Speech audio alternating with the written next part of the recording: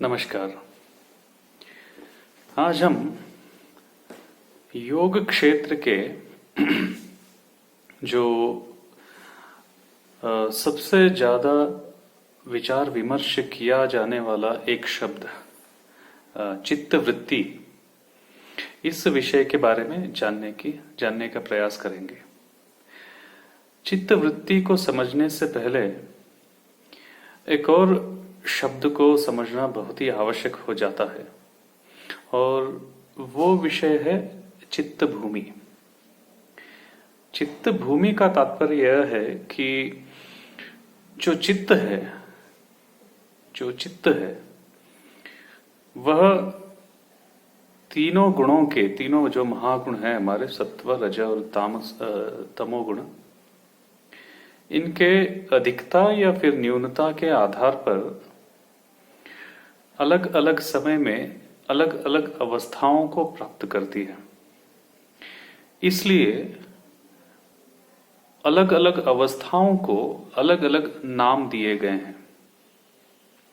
हर एक गुण की अधिकता से उत्पन्न होने वाली वृत्तियां या फिर उस चित्त की अवस्था जिसमें अलग अलग रीति के भाव उत्पन्न होते रहते हैं, तो ये चित्त भूमि जो है, इन्हें 5 तरह के चित्त भूमियां बताई गई हमारे ग्रंथों में। तो ये 5 चित्त भूमियां हैं क्षिप्त, मूढ़, विक्षिप्त, निरुद्ध और एकाग्र। मैं रिपीट करता हूं, क्षिप्त, मूढ़, विक्षिप्त, एकाग्र और निरुद्ध। अब देखते हैं ये चित्त भूमियां हैं क्या। सबसे पहला है क्षिप्त चित्त भूमि। इसमें रजोगुण की अधिकता होने के कारण जो तुमुलता उत्पन्न होती है चित्त में, जिसकी वजह से भावनाएं अपने अत्यंत एक चंचल अवस्था में उपस्थित होती हैं, उस अवस्था को क्षिप्त चित्त भूमि कहा जाता है। और ऐसी अवस्था में जो वृत्तियां होती हैं वो रजगुण के अधिकता से उत्पन्न होने वाले चित्त वृत्तियां होती हैं। अगला हमारा चित्त भूमि है मूढ़।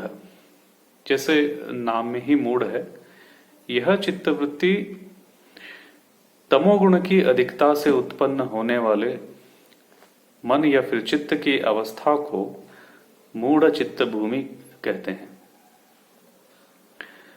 इसमें मौढ़्यता का जो अधिकता है वो सर्वाधिक होता है। उसके बाद जो चित्त भूमि है वो है विक्षिप्त। इसमें सत्वगुण की अधिकता तो होती है, परंतु यह सदैव बनी नहीं रहती। इसके कारण व्यक्ति कभी कभी समाधि स्थिति को प्राप्त किए हुए एक अवस्था का अनुभूति तो करता है, मगर उसी अवस्था में बना हुआ नहीं रह सकता। कुछ क्षणों बाद फिर वो वापस अपने मुमुक्षावस्था में आ जाता है। इसलिए इसको विक्षिप्त चित्त भूमि कहते हैं। अभी अगले चित्त भूमि, नेक्स्ट चित्त भूमि हमारा है एकाग्र। इस एकाग्र चित्त भूमि के अवस्था में चित्त में जो तीनों गुणों से उत्पन्न होने वाले चंचलताएं, तुमुलताएं, वृत्तियां जो भी हैं, वह बहुत ही ज्यादा एक नियंत्रित अवस्था में होती है। चित्त एकमात्र विषय पे केंद्रित रहता है। वहां पे जो डिस्ट्रैक्शंस जो बोलते हैं ना, वो बहुत ही ज्यादा कम रहती है। किसी एक बिंदु या एक विषय, किसी एक स्थान पर चित्त का केंद्रित रहना ही एकाग्र अवस्था है। जब व्यक्ति अपनी साधना से यह स्तर भी पार कर लेता है और जिस अवस्था में तीनों गुणों को पार करके जो जो तीनों गुणों से उत्पन्न होने वाले सभी प्रकार के भावनाएं, सभी प्रकार के वृत्तियां अंतःकरण में जब विलीन हो जाती हैं, कोई भाव, कोई चाह, कोई वृत्ति जब नहीं रह जाती, उस अवस्था को निरुद्ध अवस्था कहा जाता है।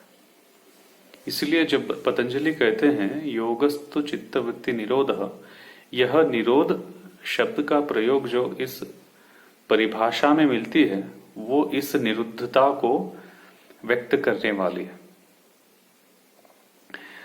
अब इस पृष्ठभूमि के साथ हम प्रयास करते हैं चित्त वृत्ति क्या है देखने की। चित्त वृत्ति बहुत सारे लोग अपने अपने प्रकार अलग अलग परिभाषाएं देते हैं। इसको बहुत ही एक आसान तरीके से समझना है तो हम ऐसे भी समझ सकते हैं कि जैसे वृत्ति, वृत्ति का मतलब आम भाषा में जैसे वर्तयते अनेन इति वृत्ति परिभाषित किया गया है, उस आधार से देखें तो जिस अवस्था में हम रहते हैं, जैसे हम बिहेव करते हैं, जैसे हमारा चरित्र होता है, या जिस काम को हम करते रहते हैं, वही हमारी पहचान बनी हुई होती है। मूलतः सभी लोग, सभी प्राणी उसी आत्मा के तत्व होते हैं, परंतु जैसे ही हम जन्म लेते हैं हमारा एक नया पहचान बन जाता है। जैसे हम इनके बेटे हैं, बेटी है ना। जैसे आगे बढ़ते हैं तो फिर कुछ और अलग सा पहचान आ जाता है। मैं साइंस का स्टूडेंट हूँ, मैं आर्ट्स का स्टूडेंट हूँ, कॉमर्स का हूँ। जैसे काम करना शुरू करते हैं तो मैं एक डॉक्टर हूँ, मैं एक टीचर हूँ, मैं पुलिस में हूँ, और हम इसी एक पहचान के साथ हमारे जीवन के अंतिम क्षणों तक जीवित रह जाते हैं। कोई भी हमें शायद पहचानता भी इसी पहचान से है कि अरे वो डॉक्टर साहब रिटायर हो गए, तो वो रिटायर्ड डॉक्टर जो है। तो हर एक पहचान हमें अपने मूल अस्तित्व से दूर लेकर चला जाएगा। कुछ पहचान बहुत अच्छी भी होती है, कुछ बहुत ही बेकार भी। मैं चोरी करता हूं तो मुझे चोर ही कहा जाएगा, डाका डालता हूं तो डकैत कहा जाएगा, हिंसा करता हूं तो शायद कुछ गुंडा उंडा कुछ कहते हैं। तो चित्तवृत्ति मतलब जो एक हमारा एक पहचान जो है, जो वास्तविक रूप में, मूल रूप में सही नहीं है। अल्टर्ड आइडेंटिटी कह सकते हैं इसको, अल्टर्ड आइडेंटिटी, परिवर्तित पहचान जो मूल रूप से भिन्न है। तो चित्तवृत्तियां जो है उनको वे दो तरह के होते हैं, एक क्लिष्ट चित्तवृत्ति, दूसरा अक्लिष्ट चित्तवृत्ति।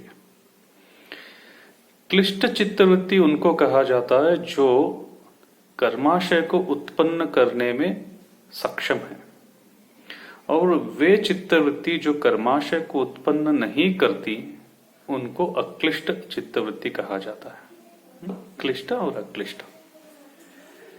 अभी इन सभी चित्तवृत्तियों को पतंजलि के दृष्टिकोण से 5 विभागों में उनको विभाजित किया जा सकता है, और वे 5 तरह के चित्तवृत्तियां हैं: प्रमाण, विपर्य, विकल्प, निद्रा और स्मृति। प्रमाण, विपर्य, विकल्प, निद्रा और स्मृति। तो आज हमने चित्त भूमि क्या है और चित्तवृत्ति के नाम क्या है, इतना हमने जान लिया। हमारे नेक्स्ट सेशन या वीडियो में हम चित्तवृत्तियों के बारे में और डिटेल में देखने का प्रयास करेंगे। तब तक के लिए आपकी साधना सही चलती रहे। सभी योग विषय से जुड़ें और अपने जीवन में उन्नति को प्राप्त करें, इस आशा से सभी को मेरा नमस्कार। हरि ओम।